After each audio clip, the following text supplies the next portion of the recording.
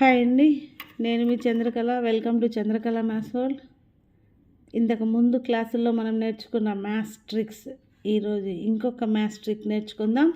Some more maths tricks చూద్దాం. ఇప్పుడు yx is divisible by 11, xy is divisible by 101, xyz is divisible by 1001.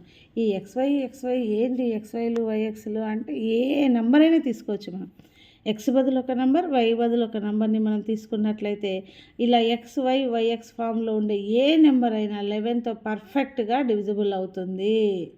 అలాగే xy రిపీటెడ్గా వస్తే అది 101తో పర్ఫెక్ట్గా డివిజిబుల్ అవుతుంది అని అర్థం.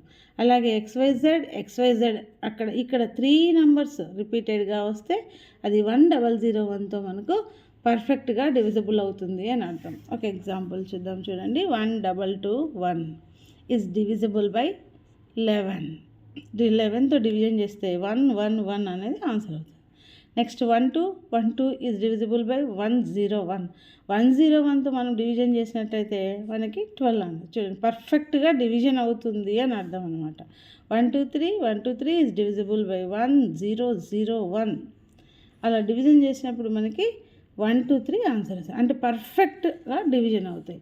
ఇలా yxతో ఉంటే 11తోనూ, xyతో ఉంటే 101తోనూ, xyzతో ఉంటే 1001తోనూ పర్ఫెక్ట్గా అవి డివిజన్ అవుతాయి అని అర్థం. ఇలాంటి నెంబర్స్ మనకి ఎక్కడైనా అడిగినప్పుడు ఈజీగా మనం ఫైండ్ అవుట్ చేసేయచ్చు అనమాట.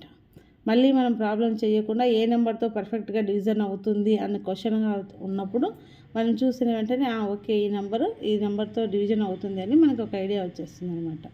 ఈ ట్రిక్ కానీ మీకు నచ్చినట్లయితే లైక్ చేయండి, షేర్ చేయండి, సబ్స్క్రైబ్ చేసుకోండి.